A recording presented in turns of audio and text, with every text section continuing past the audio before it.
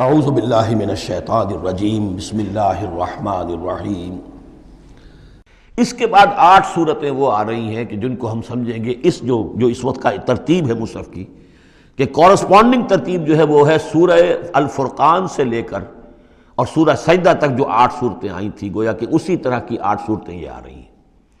ان میں بھی 7 وہ تھیں کہ جو حروف مقطعات سے شروع ہوئیں، 4 الف لام میم سے، 2 طاسین میم سے، 1 طاسین سے۔ البتہ ایک وہ تھی جو بغیر حروف مقطعات کے شروع ہوئی ہے، سورۃ الفرقان۔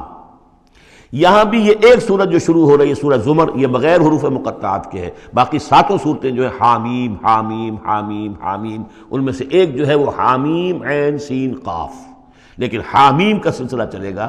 یہ 7 صورتیں در حقیقت ایک سیکوینس میں ہیں، اور لیکن یہ بھی ہے معنوی طور پر یہ بھی اسی میں شامل ہے۔ اور ان میں سے اب یہ سمجھ لیجئے کہ جو پہلی 4 صورتیں ہیں ان کا مرکزی مضمون ہے توحید عملی۔ ایک ہے توحید عقیدے کی توحید، اللہ کو ایک ماننا اکیلا، لا ضد لہ ولا ند لہ ولا مثل لہ ولا مثال لہ ولا مثیل لہ، اس کے جیسا کوئی نہیں ہے، نہ صفات کے اعتبار سے نہ ذات میں، کوئی اس کا کفر نہیں ہے، لم یلد ولم یولد۔ یہ سب کیا ہے؟ یہ عقیدہ ہے۔ ایک ہے عمل کی توحید، توحید عملی۔ وہ کیا ہے؟ عمل کی توحید کیا ہے؟ توحید فی العالم عمل، اور جس کو کہ امام ابن تیمیہ رحمۃ اللہ علیہ نے ایک اور بڑی خوبصورت اصطلاح استعمال کی ہے، توحید فی الطلب، توحید فی العقیدہ اور توحید فی الطلب۔ وہ طلب جو ہم پڑھ چکے ہیں سورہ حج میں، ضعف الطالب والمطلوب۔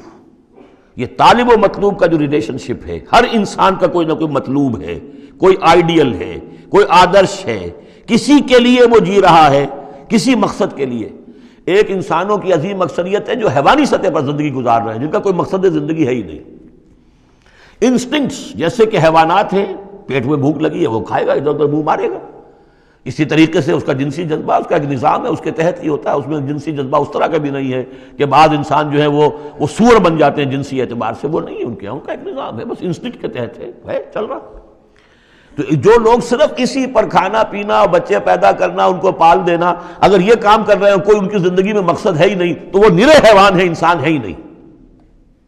اولئک کالانعام بل ھم اضل، وہ چوپایوں کے مانند ہے بلکہ ان سے بھی گئے گزرے ہیں۔ انسان کہلانے کا مستحق کم سے کم وہ شخص ہے کہ جس نے زندگی میں کوئی نہ کوئی مقصد معین کیا ہو۔ کس لیے جینا ہے، کس لیے مرنا ہے، زندگی کاہے کے لیے؟ وہ مقصد تو کیا ہے؟ اصل میں تو کیا تھا؟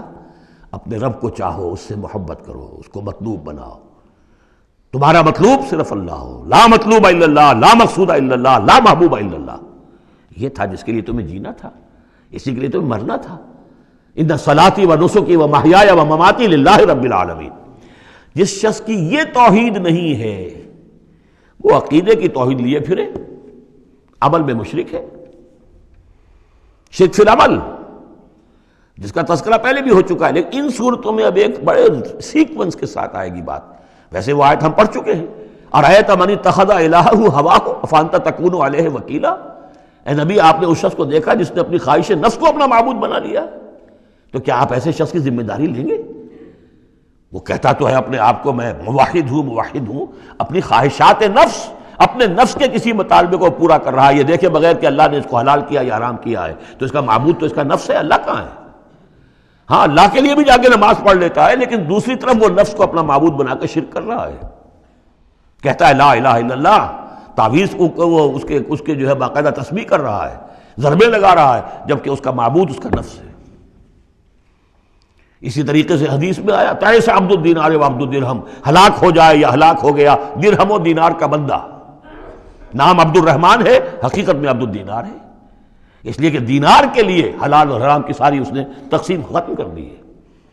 ڈالر آئے، پیٹرو ڈالر آئے، کچھ اور آئے، دولت آئے، چاہے حلال سے آئے، حرام سے آئے، جائز سے آئے، ناجائز سے آئے، یہ تو پھر معبود کون ہوا؟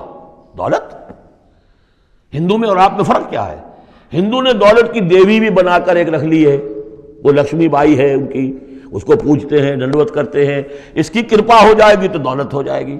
ہم نے کہا ہٹاؤ اس تکلف کو، اس لکشمی بائی کو ہٹاؤ، سیدھے دولت کو پوجو، تو دولت کے پجاری تو ہم ہیں۔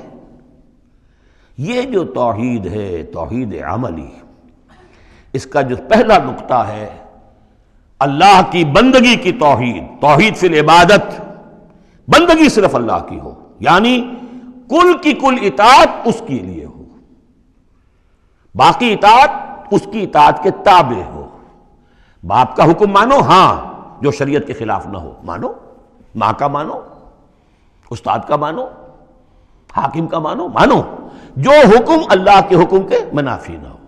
لا طاعت لمخلوق فی معصیت الخالق، مخلوق میں سے کسی کی اطاعت نہیں ہوگی جس سے کہ خالق کی معصیت لازم آ رہی ہو۔ اگر یہ نہیں ہے اور مخلوق میں سے کسی کی بھی اطاعت آپ نے قبول کر لی ہے جس میں کہ خالق کی معصیت آ رہی ہے تو یہ شرک ہے، چاہے وہ مخلوق آپ کا اپنا نفس ہو، چاہے وہ کوئی حکام ہو، چاہے وہ کوئی اور ادارہ ہو، کوئی بھی ہو، وہ سب طاغوت ہیں۔ تو پہلی یہ سورہ زمر ہے، اس میں آپ دیکھیں گے کس تکرار کے ساتھ بات آ رہی ہے، اللہ کی بندگی، لیکن اس کے لیے اپنی اطاعت کو خالص کرتے ہوئے بندگی۔ چند آیتیں اس کی ہم پڑھ لیتے ہیں، ویسے یہ کہ وقت بہت کم ہے۔ بسم اللہ الرحمن الرحیم، تنزیل الکتاب من اللہ العزیز الحکیم۔ اگلی صورت شروع ہوگی تنزیل الکتاب من اللہ العزیز العلیم، صرف اتنا فرق ہوگا، یہ دونوں صورتیں جوڑے کی ہیں، آپس میں جوڑا ہے، حکیم اور علیم کا فرق ہے صرف، تنزیل الکتاب من اللہ العزیز الحکیم، تنزیل الکتاب من اللہ العزیز العلیم۔ اور یہاں حامیم نہیں ہے، وہاں سے حامیم شروع ہو جائے گا، جیسے سورۃ الفرقان بغیر حروف مقطعات کے ہے، باقی ساتوں صورتیں جو تھیں وہ ہم گن چکے ہیں وہ حروف مقطعات سے۔ اس کتاب کا اتارا جانا ہے اس اللہ کی طرف سے جو العزیز ہے، زبردست ہے، اور الحکیم ہے، کمال حکمت والا۔ انا انزلنا الیک الکتاب بالحق، اے محمد ہم نے آپ پر یہ کتاب اتاری ہے حق کے ساتھ۔ فاعبد اللہ مخلصا لہ الدین، بس بندگی کرو اللہ کی، اس کے لیے اپنی اطاعت کو خالص کرتے ہو۔ بندگی ہو رہی ہے، نمازیں پڑھی جا رہی ہیں، عمرے ہو رہے ہیں، حج ہو رہے ہیں، یہ ہو رہا ہے، وہ ہو رہا ہے، اور طاغوت کی اطاعت بھی ہو رہی ہے، حرام خوری بھی ہو رہی ہے، جو کچھ سارا کچھ چل رہا ہے ہماری زندگیوں کے اندر، سودی لین دین بھی ہو رہا ہے، وہ سب کیا ہے؟ یہ تو خالص بندگی تو نہ ہوئی اللہ کی، یہ تو بڑی پالیوٹڈ ہے، اس کے اندر تو بڑی بڑی گندگیاں شامل ہیں۔ فاعبد اللہ مخلصا لہ الدین، اس کے لیے اپنی اطاعت کو خالص کرتے ہو۔ الا للہ الدین الخالص، آگاہ ہو جاؤ، اللہ کے ہاں قبول ہے صرف وہ اطاعت جو خالص ہو۔ کچھ آدھی اللہ کی آدھی کسی اور کی، دفع کرو، وہ آدھی یہ بھی اسی کو دے دو۔ اللہ بہت غیور ہے، وہ قبول نہیں کرتا۔ میرا بننا ہے تو پورے میرے بنو، یا ایھا الذین آمنوا ادخلوا فی السلم کافہ، اسلام میں داخل ہونا پورے کے پورے آنا پڑے گا۔ اور اگر تم نے یہ کیا، افتؤمنون ببعض الکتاب وتکفرون ببعض، ہماری کتاب کے ایک حصوں کو مانا، ہماری شریعت کے بعض احکام کو مانا اور بعض کو ٹھکرا دیا، پاؤں تلے رون دیا۔ فما جزاء من يفعل ذلك منكم الا خزي في الحیاۃ الدنیا ویوم القیامۃ یردون الی اشد العذاب۔ تو جو لوگ یہ طرز عمل اختیار کریں گے ان کی سزا اس کے سوا کچھ نہیں کہ دنیا کی زندگی میں ذلیل و خوار کر دیے جائیں اور قیامت کے دن شدید ترین عذاب میں جھونک دیے جائیں۔ تو دنیا کی رسوائی تو ہمارے سامنے، ہمارے ماتھے پر لکھی ہوئی ہے۔ 150 کروڑ یا 130 کروڑ دنیا میں ہوتے ہوئے عزت نام کی کوئی شے ہمارے پاس نہیں۔ جو بھی بین الاقوامی معاملات ہیں ان میں کوئی ہم سے کوئی رائے لیتا ہی نہیں۔ الا للہ الدین الخالص، آگاہ ہو جاؤ کہ اللہ کے ہاں مقبول اگر ہوگا تو دین خالص۔ والذین اتخذوا من دونہ اولیاء، اور وہ لوگ جنہوں نے اللہ کے سوا کچھ اور کو اولیاء بنایا ہوا ہے، ما نعبدہم الا لیقربونا الی اللہ زلفیٰ، اور کہتے ہیں ہم نہیں ان کو نہیں پوجتے، ہم تو اصل میں اللہ ہی کو پوجتے ہیں، ان کو صرف اس لیے پوجتے ہیں کہ یہ ہمیں اللہ سے قریب کر دیں گے، یہ ہمارے یہ وسیلے ہیں، ان کے ذریعے سے ہم اللہ کے قریب ہو جائیں گے، اس لیے پوجتے ہیں۔